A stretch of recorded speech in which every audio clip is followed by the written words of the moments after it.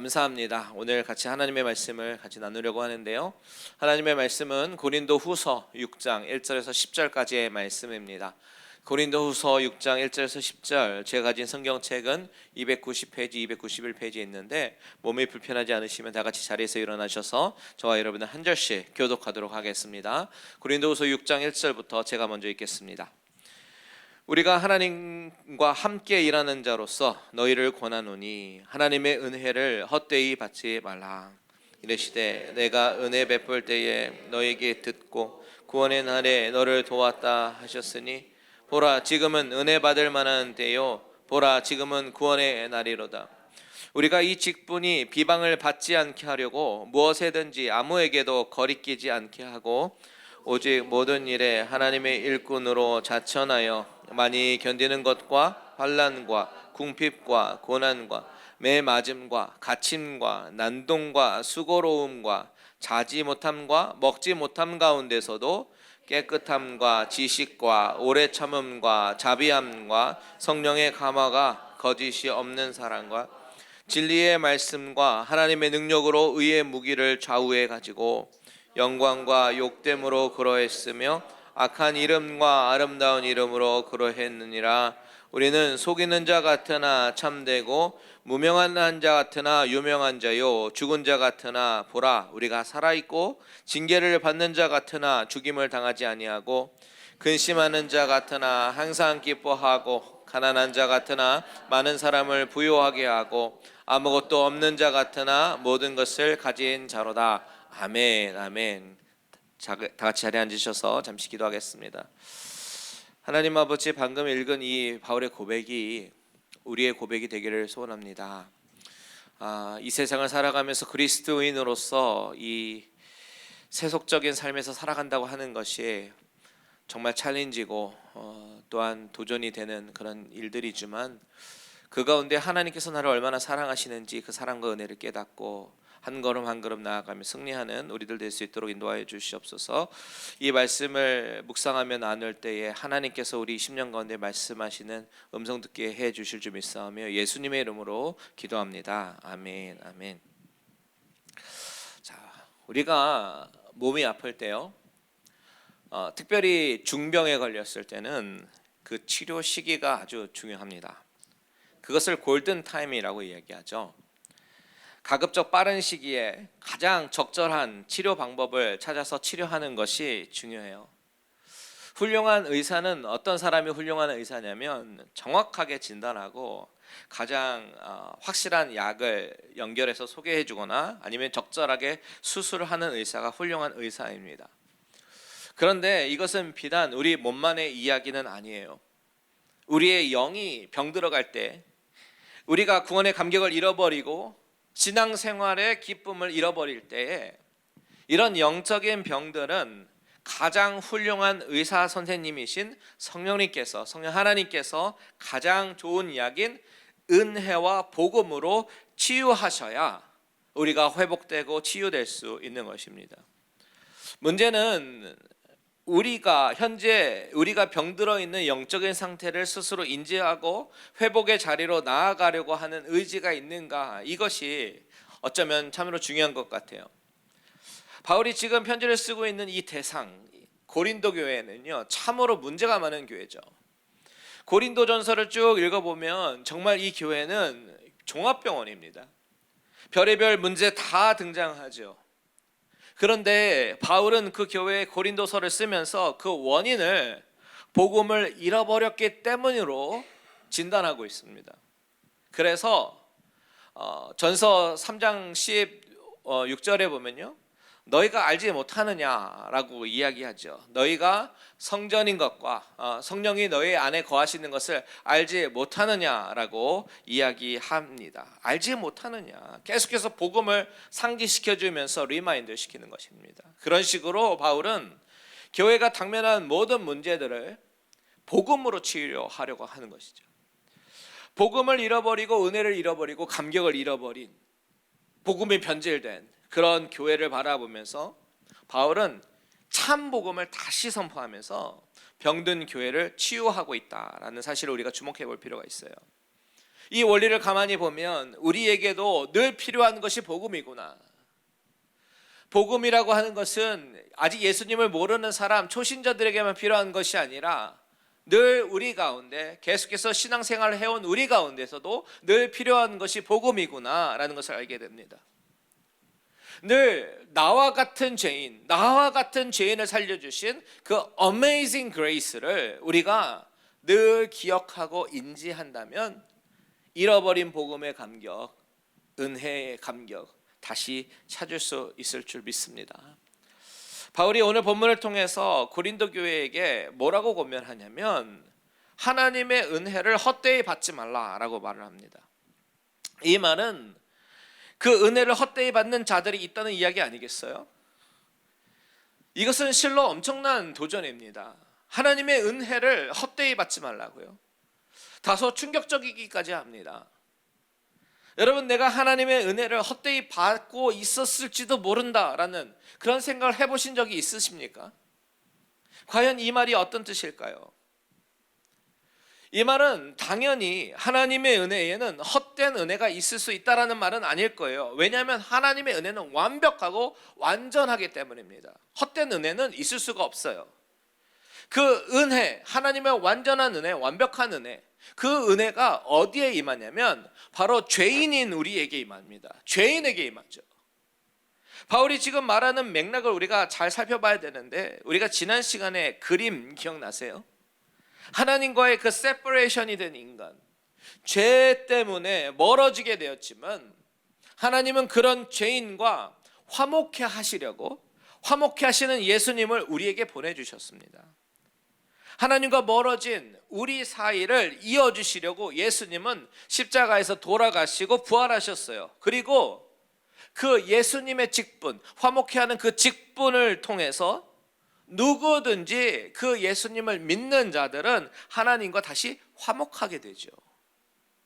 그리고 그렇게 새롭게 태어난 사람, 새롭게 피조물로 재탄생된 저와 여러분 같은 사람들에게 하나님은 새로운 직분을 주셨는데 그 직분은 뭐예요? 화목해하는 직분이라는 거죠. 예수님이 하나님과 우리를 이어준 화목해하는 직분을 감당했던 것처럼 우리도 하나님을 알지 못하는 세상과 하나님을 연결해주는 화목해하는 직분을 감당해야 한다라는 말을 했습니다. 지금 바울은요, 구원의 은총과 자신의 직분을 이야기하면서 자신이 가진 직분이 얼마나 영광스러운 직분인지에 대해서 이야기를 하는데, 바울이 늘 이 직분을 자랑스럽게 여길 수 있었던 그 이유는 뭐냐면 바로 하나님의 은혜예요. 하나님의 은혜를 생각하기만 하면, 하나님의 은혜를, 하나님의 복음을, 복음의 은총을 생각하기만 하면 나는 아무것도 아닌 거예요. 자신은 예수로 말미암아 포로된 자고 예수를 품고 사는 그저 깨어지기 쉬운 그런 질그릇에 불과한 존재라는 사실을 알게 되는 것입니다. 그런 나에게 찾아와 주시고 복음을 주시고 자녀라고 부르신 그 하나님의 은혜를 기억하면 나의 의로 살아왔던 나의 모습 가운데, 나의 자랑으로 살아오던 나의 모습 가운데 이 모든 것을 버릴 수밖에 없고 오직 그 하나님 앞에 굴복하게 되고, 주님, 나는 아무것도 아닙니다. 오직 주님의 은혜로만 살게 하소서라는 그런 고백이 나온다는 것이죠. 그것이 바울의 고백입니다. 그것이 지금까지 여러 가지 환난과 아픔과 고난이 있었지만 끝까지 포기하지 않고 그런 나를 부르신 그 하나님의 사명, 직분만을 붙잡고 여기까지 오게 한 원동력이었다라고 얘기하는 것이에요. 바울이 그렇게 자신에 대해서 쭉 이야기를 했는데, 이제는요 고린도 교인들 향해서 이렇게 얘기하죠. 당신들도 동역자입니다. 하나님과 함께 일하는 자들입니다. 그 은혜를 헛되이 받지 마십시오 라고 권면하고 도전하는 것입니다. 1절 다시 한번 같이 읽겠습니다. 시작. 우리가 하나님과 함께 일하는 자로서 너희를 권하노니 하나님의 은혜를 헛되이 받지 말라. 자, 여기 헛되다라는 헬라어 단어 케노스라는 단어는요, 단어를 찾아보니까 영어로 in vain, 무효화시키다, 무효화시키지 말라라는 뜻이 있고요. 또한 foolish, 바보스럽게 만들지 말라라는 뜻도 있는 것을 발견합니다. 즉 하나님의 은혜가 주어졌는데 그것의 가치를 모르는 사람들은요, 그것의 가치를 모르니까 가치 없게 대하지 않겠습니까? 그것이 바로 복음을 무효화시키는 것이고 바보스럽게 만드는 것이라는 이야기예요. 돼지에게 던져진 진주가 얼마나 돼지에게 가치가 있겠습니까? 그 가치를 알아보지 못하는데요. 그리고 발로 짓밟겠죠. 그것처럼 하나님의 은혜가 얼마나 크고 놀라운 은혜인지를 모르는 사람들은 그 은혜의 가치를 평가절하합니다. 시큰둥합니다. 그게 뭐라고? 라고 반응합니다. 그런데 더 심각한 것은 은혜는 알아요. 은혜를 알아요. 은혜의 가치를 알아요. 그런데 그 은혜를 헛되이 하는 자가 있다는 거죠. invalid 하는 사람이 있다는 거죠. 그래서 바울은 너희의 은혜의 가치를 아는가? 하나님의 은혜를 헛되이 받지 말라. 그 은혜를 무효화시키지 말라라고 말하는 것입니다. 바울은 그간 은혜에 대해서 참 많이 강조했죠. 자신의 은혜를 경험해 보니까 이것은 자신이 경험했던 것보다, 자신이 막연히 생각해 왔던 것보다 훨씬 더 깊고 더 넓은 그런 스펙트럼을 갖고 있다는 것을 알게 됐어요. 그래서 뭐라고 고백하냐면 고린도전서 15장 10절에 보면 이렇게 얘기하죠. 같이 읽습니다. 시작. 그러나 내가 나 된 것은 하나님의 은혜로 된 것이니 내게 주신 그의 은혜가 헛되지 아니하여 내가 모든 사도보다 더 많이 수고하였으나 내가 한 것이 아니요 오직 나와 함께 하신 하나님의 은혜로라. 자신이 정말 많이 수고를 했는데 뭐라고 고백하냐면 내가 한 것이 아니라고요. 오직 하나님의 은혜다라고 고백하는 거예요. 여러분, 진짜 은혜를 아는 사람, 진짜 은혜를 경험한 사람의 특징이 무엇이냐면요, 나의 나 되는 것은 다 하나님의 은혜라는 그 고백이 흘러나오는 사람입니다. 이 고백을 할 수만 있다면 정말 은혜 받은 증거예요. 오늘 본문의 표현을 빌리면 받은 은혜를 헛되이 하지 않는 사람이라는 거죠. 여러분, 이 모든 것이 은혜다 라는 이 고백의 이면에는 또 어떤 고백이 숨겨져 있겠어요? 나는 아무것도 아닙니다 라는 고백이겠죠. 내가 얼마나 열심히 했는지, 내가 얼마나 수고했는지, 내가 얼마나 대단한 사람인지, 내가 얼마나 좋은 스펙을 갖고 있는지, 내가 얼마나 자랑거리가 많은 사람인지 자기를 드러내지 않습니다. 나를 드러내기보다는 그저 질그릇과 같은 내 안에 있는 보배를 자랑하고 나를 포로로 만드신 승리자이신 예수 그리스도를 자랑하게 되죠. 그것이 은혜를 아는 사람에게서 나오는 자연스러운 반응입니다. 나를 낭망케 하는 상황이 있어도 낭망하지 않을 이유, 나를 구원하신 이의 그 은혜를 기억하면 현재 당하는 고난, 장차 이를 영광과 좋게 비교할 수 없는 거예요. 오늘도 그 은혜를 기억하면서 인내하며 나아갈 수 있는 것이죠. 4절부터 볼까요? 4절부터 바울은 이렇게 이야기합니다. 4절과 5절 시작. 오직 모든 일에 하나님의 일꾼으로 자천하여 많이 견디는 것과 환난과 궁핍과 고난과 매맞음과 갇힘과 난동과 수고로움과 자지 못함과 먹지 못함 가운데서도 하나님의 일꾼으로 산다는 것, 사명의 길을 간다는 것은 많이 견디는 것임을 알 수 있죠. 환난이 있고 궁핍을 경험합니다. 그런데 그 정도로만 끝나면 좋겠는데 때로는 매맞음과 갇힘을 경험하기도 하고 배고픔을 경험하기도 하고 자지 못하는 상황도 맞이하게 되는 것입니다. 바울은 이렇게 자신이 사역을 감당하면서 감당해야 했던 많은 어려움들이 있었어요. 보통 사람 같으면요, 저와 여러분 같으면요, 내가 이런 생고생하려고 이렇게 힘들게 사역하나 라고 싶으니까요 벌써 때려치우려고 했을지도 몰라요. 그런데 바울은 그런 상황 속에서도 겉모습은 고생하는 것처럼 보일지라도 바울 내면에서 올라오는 그런 여러 가지 감정에 집중하기 시작하는 거죠. 6절부터 보십시오. 6절, 7절, 8절 시작. 깨끗함과 지식과 오래 참음과 자비함과 성령의 감화와 거짓이 없는 사랑과 진리의 말씀과 하나님의 능력으로 의의 무기를 좌우해 가지고 영광과 욕됨으로 그러했으며 악한 이름과 아름다운 이름으로 그러했느니라. 여기까지요. 깨끗함, 지식, 오래 참음, 자비함, 성령의 감화, 거짓이 없는 사람, 그리고 진리의 말씀을 주목하죠. 하나님의 능력으로 의와 무기를 좌우해 가지고 나아갑니다. 자, 계속해서 한번 읽어볼게요. 우리는 속이는 자, 시작. 우리는 속이는 자 같으나 참되고 무명한 자 같으나 유명한 자요, 죽은 자 같으나 보라 우리가 살아있고 징계를 받는 자 같으나 죽임을 당하지 아니하고 근심하는 자 같으나 항상 기뻐하고 가난한 자 같으나 많은 사람을 부요하게 하고 아무것도 없는 자 같으나 모든 것을 가진 자로다.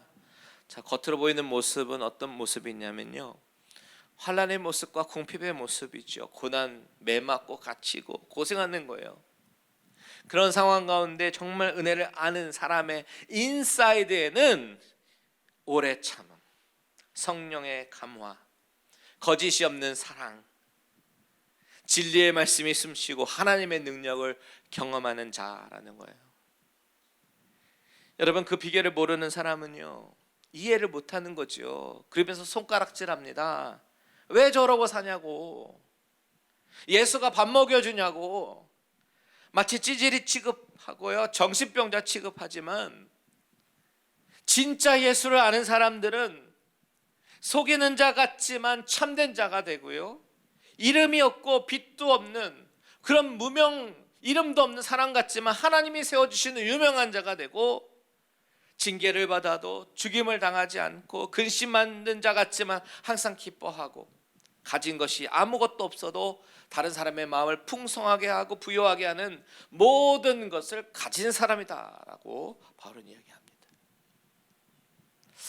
이 말을 고린도 교인들이 처음에 들었을 때 적지 않은 충격에 빠졌을 것 같아요.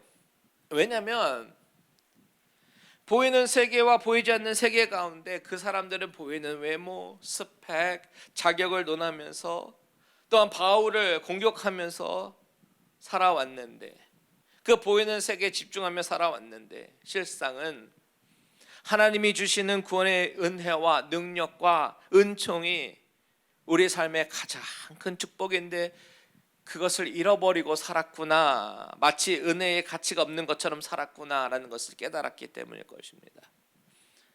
여러분, 이 말씀은 바울이 고린도 교인들에게 이야기하고 있지만 사실 성령님이 오늘 저와 여러분에게 하시는 말씀임을 우리가 알아야 합니다. 하나님이 수많은 사람들 가운데 저와 여러분을 구원하신 그 구원의 은총의 깊이를 여러분 아십니까? 그 은혜가 얼마나 가치가 있는 것인지 아세요? 정말 priceless, 가격조차도 매길 수 없는 그 소중한 것을 그저 프리로 나눠주신 그 은혜를 아시냐고요. 정말 그것을 깊이 깨닫게 되면 내가 그동안 자랑해왔던 수많은 것들을 내려놓게 되고 오직 예수로만 인해서, 예수로 인해서 기뻐하게 되는 것입니다. 그리고 저는 정말 여러분을 말씀으로 가르치는 자로서 우리 교회 모든 성도님들이 이렇게 오직 예수로만으로도 충분하고 만족하며 행복한 자들이 되시기를 진심으로 축복하고 주님의 이름으로 축원드립니다. 오늘 바울이 이 이야기를 할 때요, 2절에 보면 이제 이사야서의 말씀을 인용하는 것을 보게 되는데 2절을 다 같이 한번 읽겠습니다. 시작. 이르시되 내가 은혜 베풀 때에 너에게 듣고 구원의 날에 너를 도왔다 하셨으니 보라 지금은 은혜 받을 만한 때요, 보라 지금은 구원의 날이로다. 자, 바울은 이르시되 인용하는 거죠. 이사야서 49장 8절의 말씀을 인용하는데요, 우리는 바울이 왜 갑자기 이사야서의 말씀을 인용할까? 그것을 한번 생각해 봐야 합니다. 이사야서 49장 어떤 말씀입니까? 먼저 49장 8절을 같이 한번 읽어볼게요. 49장 8절 시작. 여호와께서 이같이 이르시되 은혜의 때에 내가 내게 응답하겠고 구원의 날에 내가 너를 도왔도다. 내가 장차 너를 보호하여 너를 백성의 언약으로 삼으며 나라를 일으켜 그들에게 그 황무하였던 땅을 기업으로 상속하게 하리라. 자, 이 이사야 49장의 배경은 포로에 있는 이스라엘 백성들을 향한 하나님의 회복의 메시지입니다. 약속이에요. 장차라고 이야기하는데 장차 너를 보호하겠다. 너를 백성의 언약으로 삼으며 나라를 일으키겠다. 그들에게 황무하였던 땅을 기업으로 상속하게 하겠다라고 하나님은 약속하십니다. 그런데 이 약속은 이스라엘 백성들이 포로 생활에서 구원을 받고 다시 돌아와서 땅을 기업으로 다시 받을 것이다라는 그런 역사적인 약속뿐만이 아니라 많은 이사야서의 본문처럼 메시아를 드러내고 메시아를 예표하고 메시아의 사역을 드러내는 그런 말씀이기도 합니다. 메시아적 소명을 말하는 것이기도 하는 거예요. 이중적인 의미라는 것이죠. 바울은 이 49장의 내용이 이스라엘 역사에 관한 이야기가 아닌 영적인 의미, 즉 예수님의 구원의 사역에 관한 이야기임을 알았을 것입니다. 그래서 오늘 그 말씀을 인용하면서 이사야에서 말씀하신 그 구원의 때, 은혜의 때, 하나님께서 함께 하셔서 구원의 은총을 베푸실 그 약속의 때가 언제인가? 바로 예수님께서 초림하시고 재림하시기 그 사이의 그 시간, 바로 이때가 바로 그때다. 지금이 바로 은혜 받을 만한 때고 구원의 때다라는 이야기를 하고 있는 것입니다. 바울은 아주 급한 마음으로 말하는 거예요. 우리가 이럴 시간 없다는 거죠. 이 세상 사람들처럼, 하나님 모르는 사람들처럼 구원의 은혜의 가치를 알아보지 못하고 허송세월하며 살지 말고 바로 지금 right now 약속하신 그때, 지금 구원의 날이니까 여러분 지금 자리에서 일어나서 그 은혜의 중함과 깊음과 가치를 깨닫고 참된 가치를 향해서 함께 나아가자라고 권하는 것입니다. 비본질적인 것에 목숨을 걸고 사도권이 있느니 없느니 이야기하지 말고 그렇게 따지고 에너지를 낭비할 수 있는 그 시간에 하나님께서 나를 구원하신 그 은혜의 깊이를 깨달아서 지금 구원의 문이 닫히기 전에 화목하게 하는 직분 잘 감당하자라고 격려하고 도전하고 있는 것입니다. 여러분, 어쩌면 고린도 교회가 경험하고 있는 모습이 우리 현대 교회의 모습일지도 몰라요.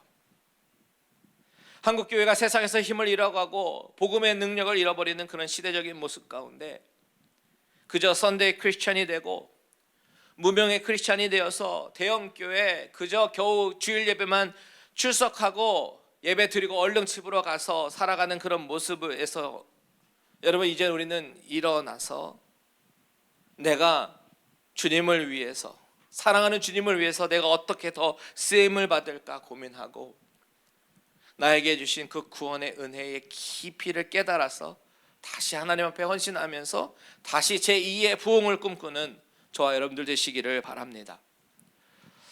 물론 바울의 요지는 헌신하라, 봉사하라 그런 요지는 아닐 거예요. 하지만 은혜를 헛되이 받지 말라라는 이 말 한마디, 이 말 한마디는 정말 은혜의 깊이를 아는 자는 어떻게 살아야 되는가 다시 한번 고민할 것을 던져주고 있습니다.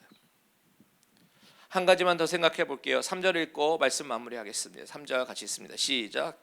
우리가 이 직분이 비방을 받지 않게 하려고 무엇에든지 아무에게도 거리끼지 않게 하고. 자, 바울은요 이 직분, 자신이 가진 이 직분이 비방을 받을 수 있는 직분이다라는 사실을 생각했습니다. 이 부분은 이전 성경인 개역 한글 버전에서는요 회방을 받지 않게 하려고 라고 번역을 했어요. 이 말은 자신이 복음을 전하는 전도자로서 복음을 전하고 다니지만 때로는 나의 연약함이라든지 아니면 나의 약점, 그리고 나를 둘러싼 어떤 루머들, 이런 것들이 오히려 복음을 전하는데 방해가 될 수 있겠다라는 생각을 한 것이죠. 그래서 바울은 아주 굉장히 자신의 행동 거지에 대해서 신경을 쓰고 조심했던 것 같아요. 3절 하반절에 보면 이러잖아요. 무엇에든지 아무에게도 거리끼지 않게 했다라고 얘기합니다.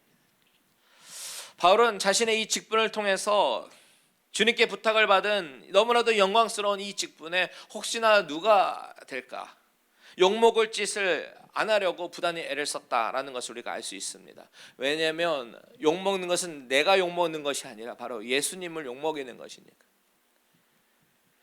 그래서 아까 읽었던 4절 이하의 모든 어려움과 환난 가운데서도 내 안에 예수만 붙들고 인내하며 나아갔던 것이죠. 여러분, 이 바울의 태도가 오늘날 저와 여러분에게 주는 도전이 있습니다.